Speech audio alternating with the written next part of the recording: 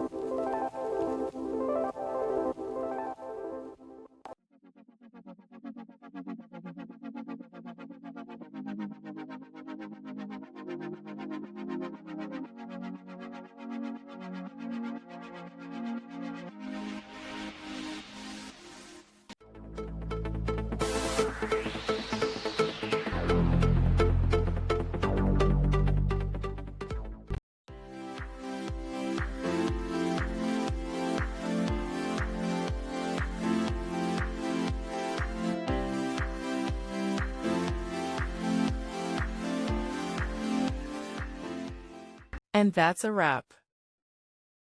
I hope you found the answer you were looking for. If you did, take a second to hit that subscribe button. It really helps out.